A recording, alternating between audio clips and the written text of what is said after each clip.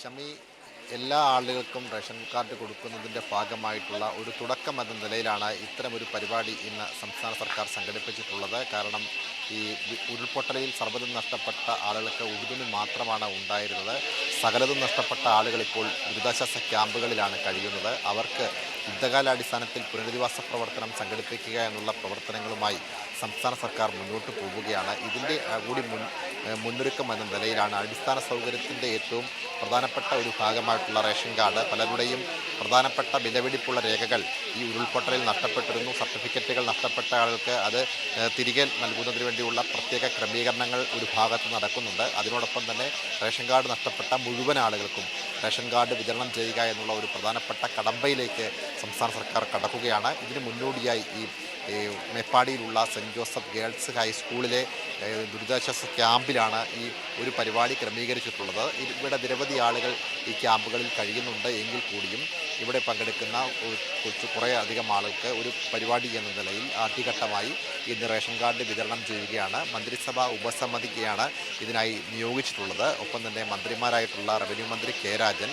പൊതുമരാമത്ത് മന്ത്രി മുഹമ്മദ് റിയാസ്, ഒപ്പം തന്നെ വനം മന്ത്രി എ കെ ശശീന്ദ്രൻ ഉൾപ്പെടെയുള്ള ആളുകൾ ഈ ചടങ്ങിൽ പങ്കെടുക്കുന്നുണ്ട്. അതിനുവേണ്ടിയുള്ള ക്രമീകരണങ്ങൾ ഇപ്പോൾ ഇവിടെ പൂർത്തിയായി കഴിഞ്ഞിരിക്കുകയാണ്. മുഴുവൻ ആളുകൾക്കും റേഷൻ കാർഡ് കൊടുക്കാൻ തന്നെയാണ് സംസ്ഥാന സർക്കാരിൻ്റെ തീരുമാനം. ആദ്യഘട്ടം എന്ന നിലയിൽ ഒരു ഉദ്ഘാടന ചടങ്ങ് എന്ന നിലയിലാണ് ഇപ്പോൾ ഈ പരിപാടി സംഘടിപ്പിക്കപ്പെട്ടിട്ടുള്ളത്. ഷമി, സനോജ്, ഈ ദുരന്തത്തെ അതിജീവിച്ച ആൾക്കാരെ സംബന്ധിച്ചിടത്തോളം അവരുടെ കൈവശം യാതൊരു വിധമായ രേഖകളും ഇല്ല. ഏതൊരാവശ്യത്തിനും നമുക്കറിയാം റേഷൻ കാർഡും അതുപോലെ തന്നെ ആധാർ കാർഡും ഇത് രണ്ടുമാണ് ഏറ്റവും അത്യാവശ്യമായി വേണ്ടുന്ന രേഖകൾ.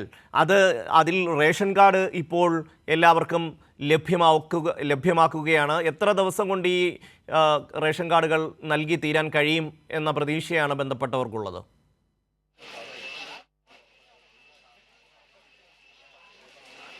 ഷമി, എല്ലാ കാര്യങ്ങളും ഇപ്പോൾ ഈ അപകടമുണ്ടായ സമയം മുതൽ ദുരിതാശ്വാസ പ്രവർത്തനങ്ങൾ, രക്ഷാപ്രവർത്തനങ്ങളൊക്കെ തന്നെ യുദ്ധകാലാടിസ്ഥാനത്തിൽ നടപ്പാക്കിക്കൊണ്ടിരുന്നു. ഒപ്പം തന്നെ അവർക്ക് വേണ്ട അടിസ്ഥാന സൗകര്യങ്ങൾ, ഭക്ഷണം, വസ്ത്രം ഉൾപ്പെടെയുള്ള കാര്യങ്ങൾ ഏകീകരിക്കുന്നതിനുള്ള ക്രമീകരണങ്ങൾ നേരത്തെ സമയബന്ധിതമായി നടപ്പാക്കിയിരുന്നു. അതുപോലെ തന്നെയാണ് ഇവരുടെ അടിസ്ഥാന വിവരങ്ങൾ, പ്രധാനപ്പെട്ട വിലപിടിപ്പുള്ള രേഖകൾ, കുട്ടികളുടെ സർട്ടിഫിക്കറ്റുകൾ, ഒപ്പം തന്നെ വീടുകളിലെ പ്രധാനപ്പെട്ട ഒരു രേഖയായിട്ടുള്ള റേഷൻ കാർഡ് ഉൾപ്പെടെ നഷ്ടപ്പെട്ടു പോകുന്ന ഒരു സാഹചര്യമുണ്ടായിരുന്നു. ആ ഒരു സാഹചര്യത്തിലാണ് ഈ ആളുകൾക്ക് അടിയന്തരം എന്ന നിലയിൽ യുദ്ധകാല അടിസ്ഥാനത്തിൽ ഇപ്പോൾ റേഷൻ കാർഡ് വിതരണം ചെയ്യുന്നതിന് വേണ്ടിയുള്ള ക്രമീകരണങ്ങൾ ഏർപ്പെടുത്തിയിട്ടുള്ളത്. അതിൻ്റെ ആദ്യ നടപടി എന്ന നിലയിലാണ് ഇത്തരമൊരു പരിപാടി സംഘടിപ്പിക്കപ്പെട്ടിട്ടുള്ളത്. ഞാനിപ്പോൾ നിൽക്കുന്ന ഈ മേപ്പാടി ഗവൺമെൻറ് സെൻറ്റ് ജോസഫ്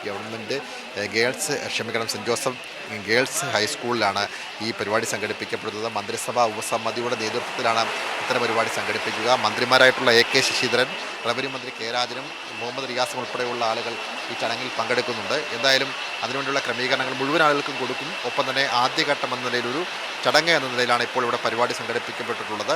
അതുപോലെ തന്നെ എല്ലാവിധ രേഖകളും, പ്രത്യേകിച്ച് സ്കൂൾ കുട്ടികളുടെ സർട്ടിഫിക്കറ്റുകളൊക്കെ നഷ്ടമായിട്ടുള്ള നിരവധി ആളുകളുണ്ട്. അവരുടെയൊക്കെ രേഖകളും എത്രയും വേഗം വിതരണം ചെയ്യുന്നതിന് വേണ്ടിയുള്ള ഒരു നടപടിക്രമങ്ങളാണ് ഇപ്പോൾ പൂർത്തിയായിട്ടുള്ളത്.